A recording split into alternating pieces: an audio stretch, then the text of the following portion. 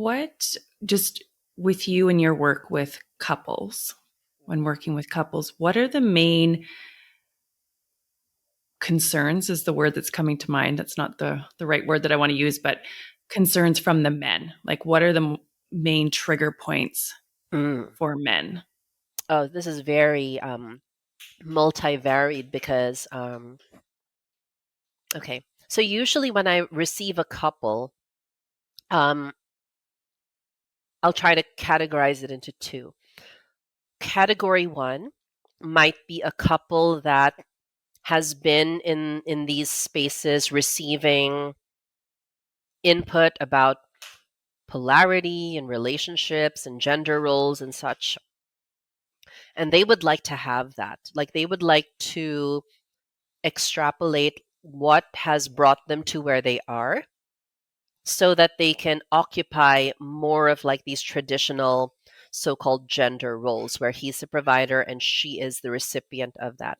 So that's one category.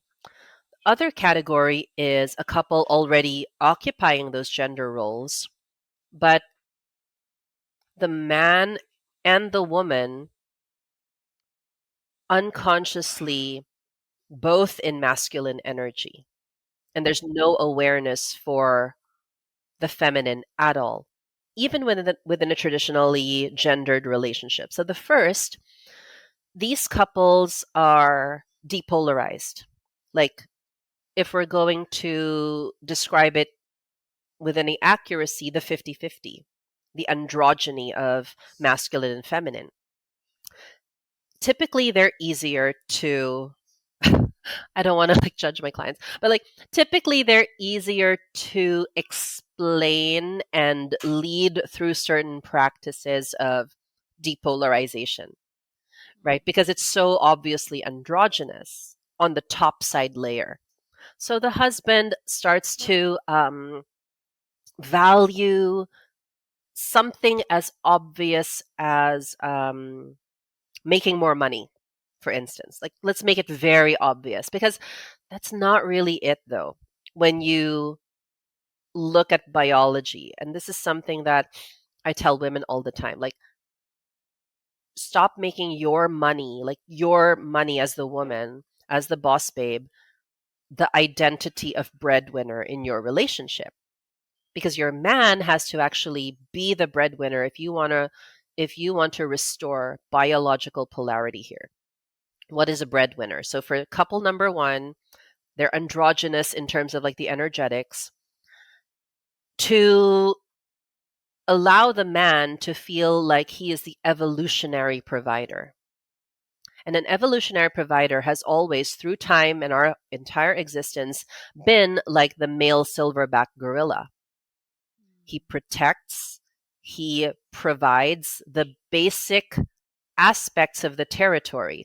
So in a human relationship, that looks like paying the bills, the utilities, because that keeps the house up and running. Um, Paying the mortgage, right? These are all basics. It feels good to a man biologically if he is able to provide these evolutionary basics. So that's typically one very practical prescription that I encourage these couples to activate like in their lives. So if they've always split the bills 50-50, the man will look at it and say, okay, I will work to take care of the mortgage because that makes me feel like I'm doing good as a man. Again, to borrow the phrase, he needs to do good to feel good. And then the woman, and again, I'm being very, very like visceral here. The woman, let's say she's making an income, right? The agreement here is, well, what feels good for you, honey, to put like money towards? And usually for the woman, what makes her feel good is the food. Like not so much like the regular monthly bills that come with having to secure the territory, aka the house, right? But like what is natural and organic for her is like the food. So that's a typical problem solved evolutionary wise, according to biology, according to male and female nature. Sometimes it starts there with, okay, let's drop the 50-50. How would that look like in the relationship? So typically, man uses his resources for the evolutionary basics, like the bills, utilities, the mortgage, the things that a biologically healthy male needs to do good so that he will feel good health wise, like mental health wise, purpose wise, etc.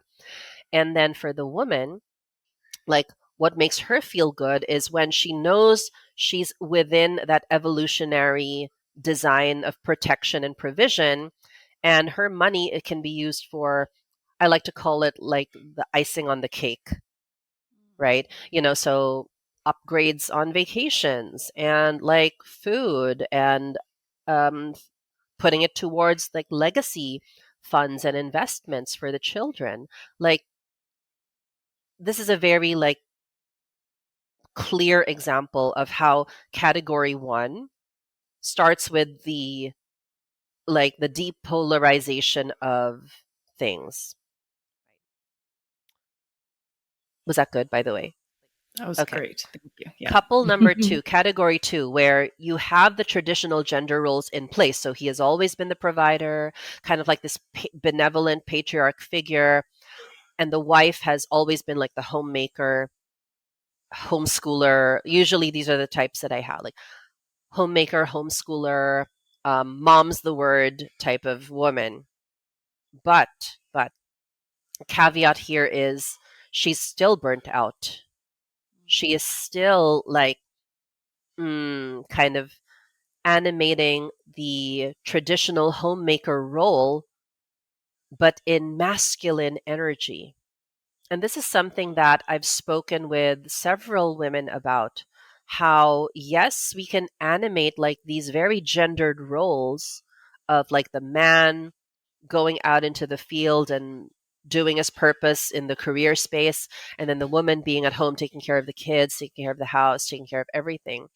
But if she's doing it in a way where she's trying to do good in order to feel good, it is still an inverted relationship. So typically what I help these type of couples do is I introduce them to the texture of masculine and feminine energy, which is actually a concept that comes from my side of the world, right? The Eastern culture, where we have yin and the yang, where tantra comes from, like um, these are the realms of like the South Asian and the Asian lineages. So when I explain to a couple about feminine and masculine energy, I like to use the yin and yang model. It's just very teachable, right, as a philosophy.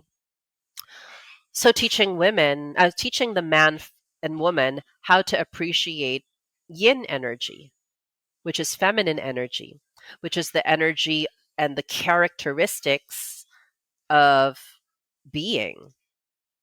And so a lot of men, for instance, a very recent case was, okay, this man, he was like, oh my gosh, like my wife and I, we do 75 hard together. And I don't know if you're familiar with Andy Frisella's 75 hard, but basically you No. wake up at 5:30 in the morning, you do a 45-minute workout, you read a book for 15 minutes a day, and then in the evening you do another 45-minute workout. It's a mindset program created by a very I love Andy Frisella. Like I think he's one of the most like admirable entrepreneurs for me as a man, for masculine energy for men. But this like 75 hard, having your wife wake up with you at 5:30 in the morning to do a fasted workout with you, and then she has to go the rest of the day like homemaking and holding the fort together is not honoring the way she's built. So some of the things that I have to support these couples through is your wife is not your bro. Your wife is not your gym buddy. Your wife is your woman. And her workouts are not going to look like yours. Her meals aren't going to look like yours, right? Her nature isn't at all like yours. And so for a lot of these like traditionally minded men, to give them a aperture of the feminine from the female's perspective. And then the funny thing is, a lot of these females don't have the aperture either. Because a lot of like what you have to prove to be feminine in these traditional spaces is how much you can do at home, how much you can do the housework, do the cooking, do the cleaning, sometimes by yourself. And it again plays and colludes with that whole like masculine texture of achievement. But the feminine's texture of success is her ability to resource.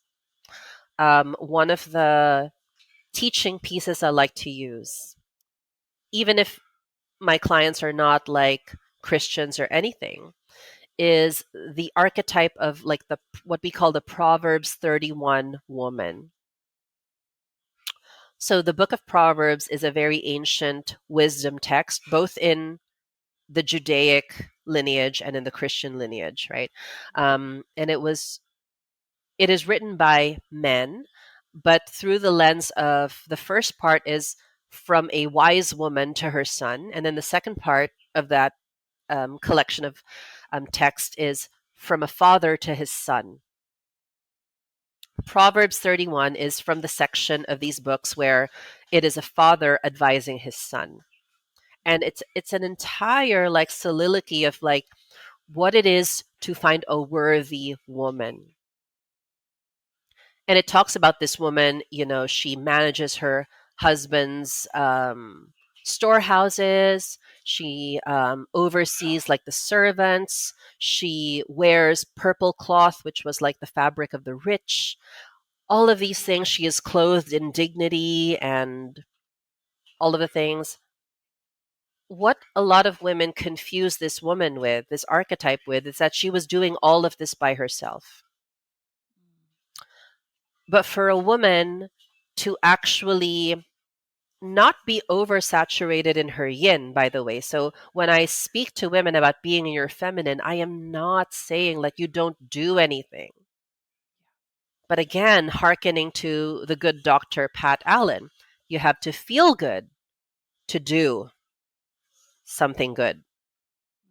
So this Proverbs 31 woman was a woman of wealth, literally, but she was actually a master delegator. And that put her in the feminine energy of what she needed to be to her husband was, as the text said, a crown on his head.